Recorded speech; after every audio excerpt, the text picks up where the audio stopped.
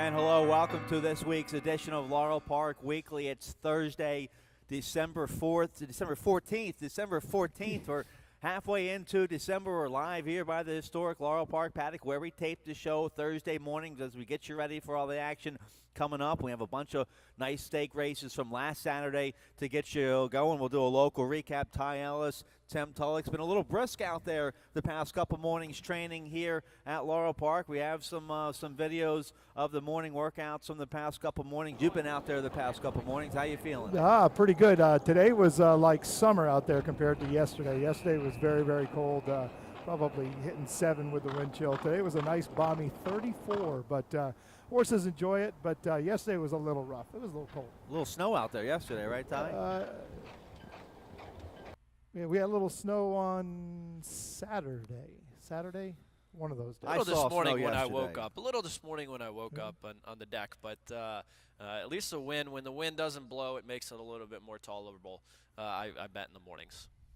All right, so 4 stake races. Last Saturday was a huge afternoon of racing. We had the Maryland Breds, the 2-year-old Maryland Breds, on display. Let's start with the Maryland Juvenile Futurity. Last Saturday it was race 4, and we had another upset winner from the Gary Capuano barn. Let's show it to you. Whirlin' Curlin, a 2-year-old son of Curlin. He's out of Lexington girl. He's a stakes winner. He's a half-brother to a stakes winner. Now he's a 2-time stakes winner. We keep getting these big prices on Whirlin' Curlin, a $45 winner last Saturday, Tim. Yeah, and he came out of that restricted South Carolina stake, and he won that as a maiden. And I really wasn't a big Whirlin' Curlin fan. Not fan, but so I thought, okay, he won an easy stake, but boy, did he show up last Saturday, and that was a huge race. Yep. Ran very, very fast, 1:23 and 4 for the 7/8 of a mile. And these Curlins get a little bit better with racing, and this one is. Tim, I'm with you. I was never really a big fan. I was thinking maybe that stakes race 2 back came up a little bit light with the restriction in there,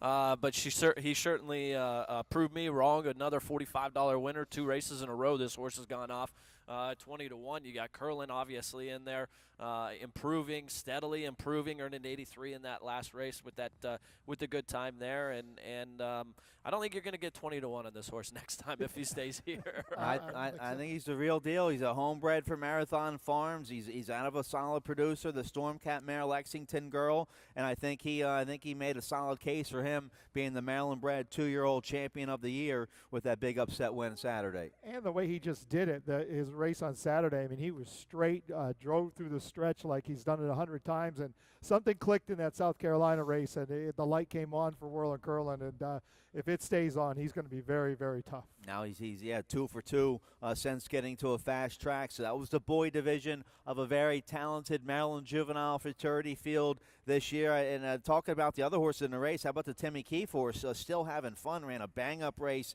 to be second to favored Clever Mind. Maybe a little too far back, rallied to get up for third. Yeah, too far back, and he certainly didn't run back to the Maryland Million race, but still having fun. Ran a huge race, came off that maiden 40 into this stake. It backed up with a really, really good work going into that stake, and that horse probably has a bright future too, because I thought that was a huge race for still having fun. Yeah, still having fun.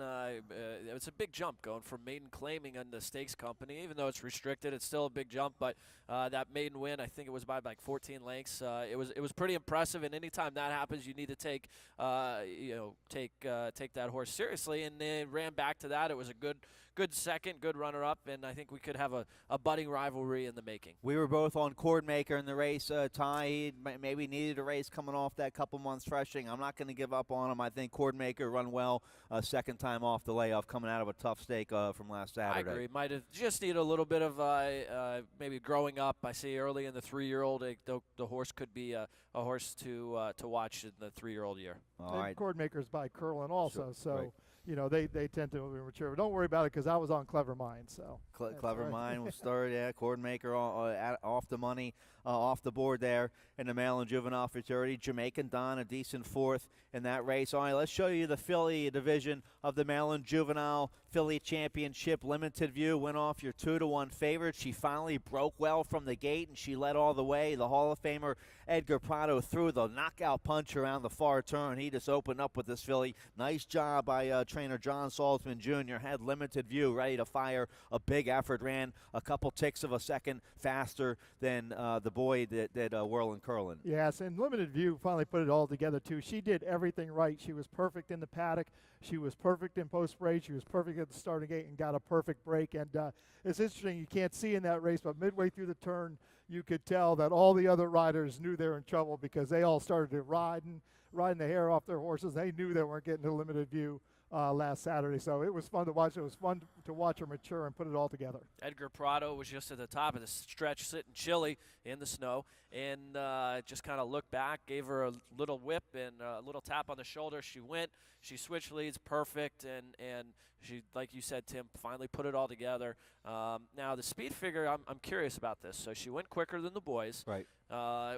Whirlin' Curlin earned an 83. Limited View only earned a 75. So I'm not sure where that figure came from, but I think it's a little light. Sometimes the track variant changes mid-card, and that's when the buyer figures become very subjective. Yeah. So perhaps maybe the track changed during the day and different. We did have moisture. I get it. Yep. And sometimes they just give those boys races a little bit better number than the girls races, but it was a really nice view. And I can report she did come out of the race fantastic because the last 2 days she's gone back to the track. She's been all full of herself. All right, so limited view. Keep your eye on her. I think she made a solid case for her being your Maryland bred filly champion, 2-year-old filly champion of the year. Nice job by trainer John Salzman Jr. And Edgar Prado keeps getting closer to that milestone win, 7,000. He's down in at Gulfstream. I saw him riding a horse down there. He might come up here for some of these big stake races, this winter time. It'd be nice for him to get it here, but I'm sure we'll have a big party no matter where he gets it and when he gets it. How about Deep Red for trainer Damon Dildovico? Got up in the exacta there in that Philly championship at a big price with Steve Hamilton aboard. Yeah, that was a nice race for Deep Red and certainly a step up and got the job done. And, I didn't have Deep Red, but for those of you who did and hooked her up with limited view, he did quite well. So I didn't have it, but a big race. All right, so a couple nice 2-year-old stakes last Saturday. Let's show you the older horses from last Saturday. The Filly and Mares 3 and up. The Willa on the move, $100,000 stake going 6 furlongs and tie. You like this filly, Miss Locust Point. You live in Locust Point, right? And Locust Point got the money, a popular favorite for John Service and Georgie Vargas Jr. Yeah, my best bet on the day, and definitely a big when Shimmering Aspen scratched. I mean, that helped her significantly. But this is a real filly. I know the ownership group. Well, part of them. They're here. They're based here at Laurel, and they were really happy. They were all down in the winner's circle, and I'm thinking maybe a Southern, maybe a Florida campaign this winter. So they got some really nice open stakes, graded stakes down there in South Florida. But Miss Locust Point, she did everything right. Broke well. Just took the field gate to wire, and they got a really good filly on their hand.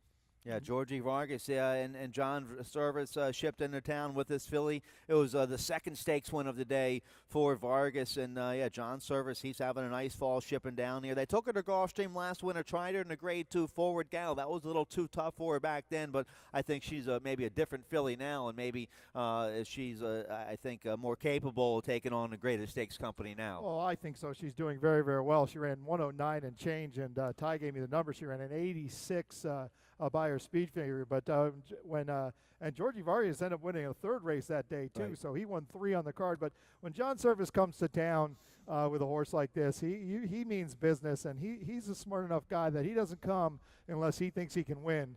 And he thought he could win. Ty thought Philly could win, and she ran lights out. It was an impressive race, and second off a little bit of a layoff, and everything went right, and that was a big race, big performance. All right, so Miss Locust Point, big things for her to come possibly. Let's take a look at the boys from last Saturday in the Howard M. Bender Memorial. 6 furlongs, there was a $75,000 stake, and another Curlin winner. Curlin, the sire of Whirlin' Curlin, the 2-year-old winner, and he's the sire of Struth. Struth, a big winner here in the Howard Bender. It's all but over here. Nice win for trainer Kieran McGee, and Vargas aboard this one for his third stakes win of the day. Yeah, Struth ran really, really big here, and he was coming off 3 really big efforts in a row, 2 in the stake races, 1 at Timonium, and then the Maryland Million sprint handicap where he ran third behind Blue Moon Ace, who was very, very fast. So he was coming in off some big races with really, really big numbers, and he put it all together last Saturday. And again, nice, impressive race, 109 and 1 over Laurel surface, and that's cooking. Career best Spire figure, 95. Georgie Vargas, this was his third win on the day. 2 of them were pickup mounts. So he's mainly based at Parks and came up to ride Miss Locust Point and got on Struth. And give it up for Lewisfield, though. That horse was broke the maiden at Charlestown and continues to improve. Nice speed for Lewisfield, and but it was a good win by Struth. Took a ton of late money. The horse, I think, was 7-2, 4-1, right around post time, and then when the last tick opened, the horse went off at 5-2. So somebody liked this horse late. So good for Struth and those connections. Nice claim for trainer Caron McGee. Claimed this horse for $20,000. He's won 2 stake races since, so nice claim there with Struth. You mentioned Lewisfield, a good second for trainer Jeff Runco. It was a big day for trainer Jeff Runco. Got career win number 4,000 last Saturday here at Laurel Park. That's a lot of wins. That's a lot of wins. Only wins. the 12th trainer in history to do it. That's a lot of wins. That's a lot of work. Congratulations to Jeff Runco. But Lewisfield ran a bang-up race. I used Lewisfield. I had him pick second in that race. I liked him a lot, and he certainly ran a really good race. He just ran into a really, really right horse in Struth last Saturday. All right, let's get a quick commercial break. Those are the 4 stakes from last Saturday here at Laurel Park. We'll show you some big national races from last weekend. Also show you some races coming up this weekend. All that right after this.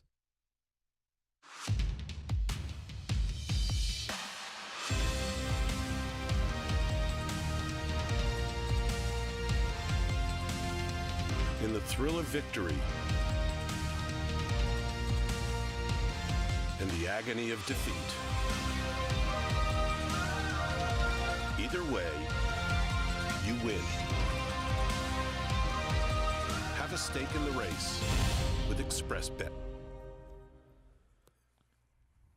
All right, welcome back. Laurel Park Weekly. We showed you the 4 big stakes from last Saturday here at Laurel Park. Let's show you some big stakes from around the country. It was the Classico del Caribe Day down there at Gulfstream last Saturday. They had a bunch of big races for international horses. Let's start with the big feature. It was the Caribbean Classic. Jala Jala, the Mexico horse, so wins it with Irad Ortiz aboard for winning trainer here. Fausto Gutierrez, so Mexico wins the big. It was a $600,000 stake down there, the Caribe Classic. Your thoughts on this big win here, guys? It was a big win, no question about it. What a fun day. I was watching the races up there, and there were a ton of people there at Gulfstream Park, and it's exciting because there's such a big Spanish influence in the racing game in this country now. Right. More and more, you know, horse racing's big all over the world. There's very few countries who do not race horses. So this was interesting to bring to Gulfstream Park, and it looked like a lot of fun. And then next year, if you want to bring the B team down, I think we'll be happy to go down there and spend a little time down there at Gulfstream for this event. It was only a $300,000 stake, but still a bunch of money. And if you hit the exacta, superfecta, trifecta, you got paid here, Ty. 10-1 on top, then 9-1, 44-1, 8-1. Did you have any of that action in the Caribbean Classic? I tried to, but I couldn't come up with it. They're obviously the form is tough to tell on these horses what you're getting, but it's a great day. It was packed at our sister track down south in Gulfstream. Big day, I know, for Irad Ortiz, and it means so much to him winning on these kind of days, and the Caribbean people and everything about the whole day. It was fantastic that Gulfstream could put that on. There was big prices all day, tough handicapping, tough coming up with some of the horses, but you mentioned the trifecta in this race paid $2,200 or just over that for a buck. So you could get paid if you could get take some darts and throw them right on that day. Yeah, I recognize the riders. Certainly Irad Ortiz, Luis Saez, Joel Rosario, all in the Caribbean Classic. Let's show you another stake from last Saturday down there at Gulfstream, the Caribbean Cup. And I recognize this jockey, Johnny V, John Velasquez aboard El Tigro Mono, the Panamanian horse at 8-1. Gets up here to win by a neck. Good horse race here. Johnny V gets the money at 8-1. And he actually dove inside here and just and got him by a nose, got the one horse by a nose here, and it was probably one of the better races on the day as far as margin of victory. Unfortunately, the track came up a little sloppy. They had a big rainstorm the night before, so the turf was a little slow, but it was still a heck of a race. Johnny Velasquez, as I said, it means a lot to Irad, the Ortiz brothers. It means just as much to Johnny V and all these other jockeys that went down there and won on that day. Yeah, the rain certainly didn't dampen anyone's enthusiasm. It was just amazing to watch, and it was exciting stuff. And Johnny V dove to the rail, like you said, and he's just such a good rider.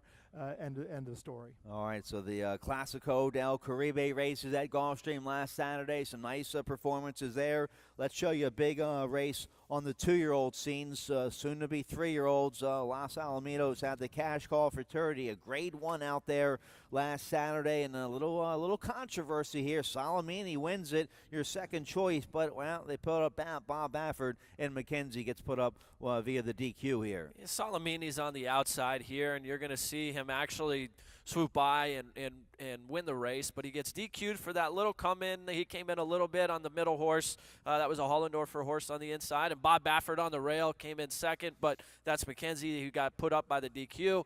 I know it's a very controversial decision. Twitter, they weren't too happy on Twitter. The Twitter universe wasn't too happy. I know the connections of McKenzie were happy. I get the frustration. I know the Zayats who breed Salamini were a little frustrated, and they vented their frustration on Twitter.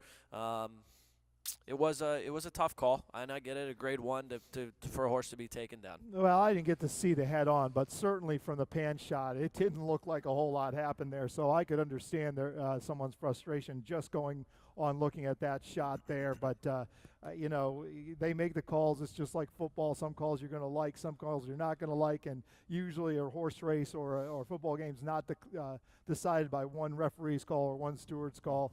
The fastest horse probably won the race, got taken down. That's the way it goes. But what's interesting to me is I'm going to put all these horses on Stable Mail and see how these horses progress, because this was a 5-horse grade 1 field, and depending on how these horses continue on, I don't know how this race keeps a grade 1 status, to be honest with you. It's a short field, and if these horses don't move on and do something special, then I don't know how this race can keep a grade 1 when there's other better races that don't get that grade 1 status, and this one keeps it. I mentioned that last week. I said maybe Limited View might be able to go down because they had a 5-horse grade 1 Starlet. The Starlet, and I said Limited View could probably go down and take some of that money there. I know this race has been productive. Their Shared Belief has come out of this race in the past, and Dortmund, I believe, has come out. So it has been productive, but I get the frustration, especially because we here at Laurel Park, we had a couple races downgraded, and it's frustrating. All right, so Baffert, he wins it and gets taken down and gets put up with the other Baffert horse. All well, right. and there's another thing. A third of the field is from the same barn and the same trainer, so that it's frustrating sometimes. All right, so McKenzie wins it via the DQ. We'll see where he goes next. Let's show you a couple. Show you a couple local preview races we have coming up Friday tomorrow here at Laurel Park, and we have a nice little carryover for you in our Rainbow Pick 6, a little over 6,200. That's going to start race 4 tomorrow on our 9-race program, so that's a nice carryover. I think it'll be well played. They've been putting about 5,000 new money into the Rainbow Pick 6, so don't sleep on that tomorrow. We have a couple nice stake races here. A couple nice allowance races for you tomorrow. Friday kicks off the 4-day race weekend, Friday, Saturday, Sunday, and Monday. First race post time 12:30, and we have a nice Maryland bred allowance race tomorrow, Friday. Race 4, filly and mares allowance. Maryland breds here, 6 furlongs. Let's show you. She's a chance too. Good looking effort coming off the layoff here, November 19th. She hadn't run since May before this race. A good third at this level as the favored.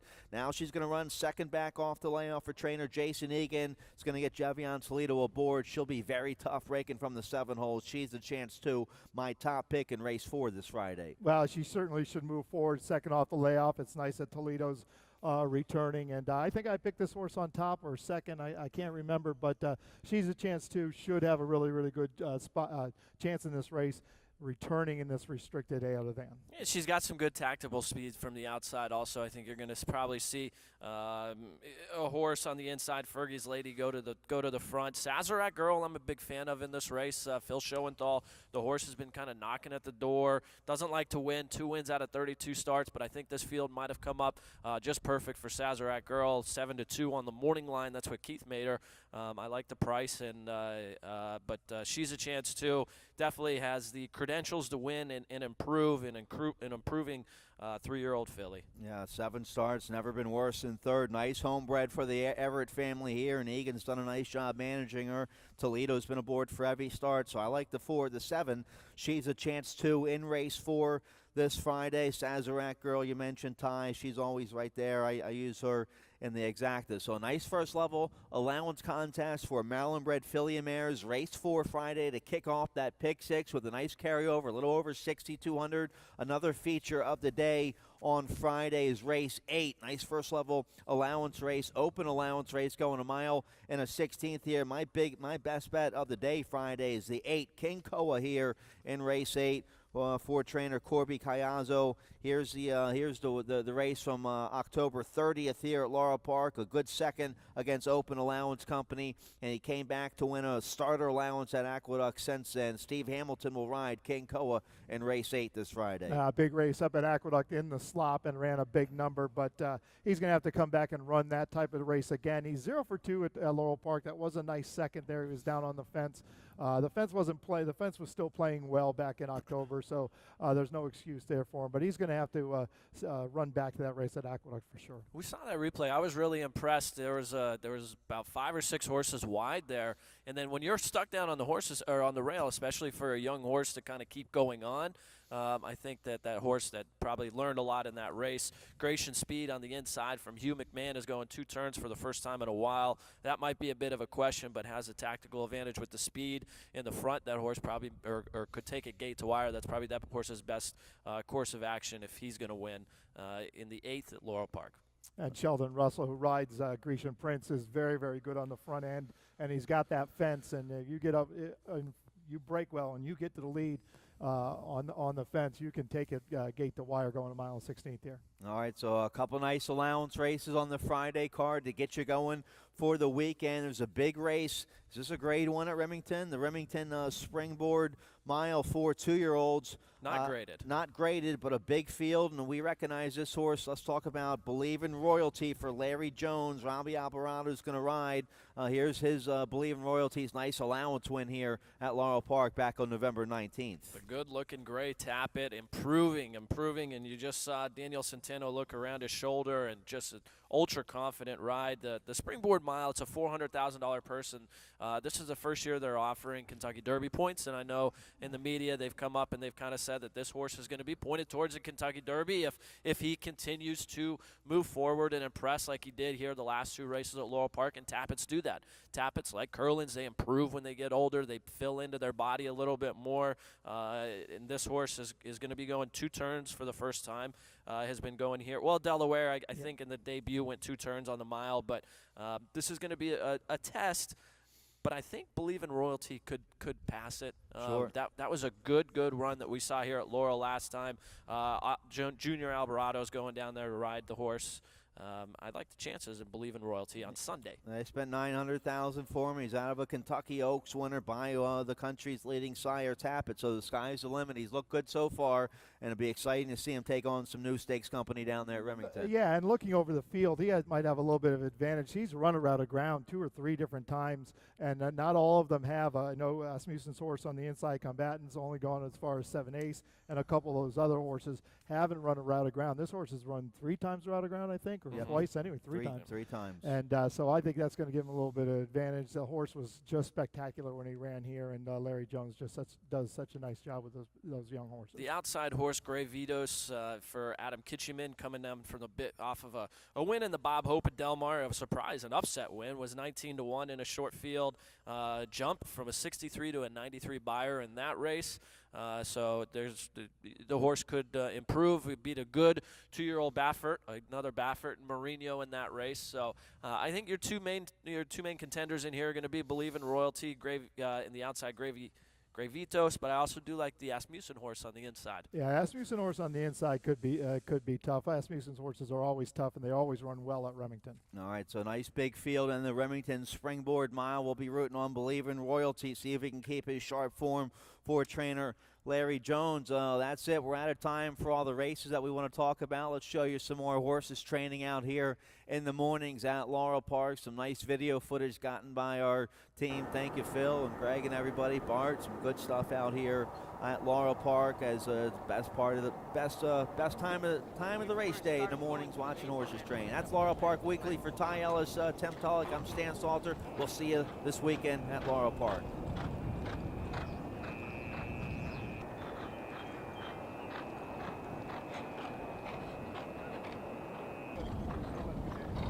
He just likes to run off, going home.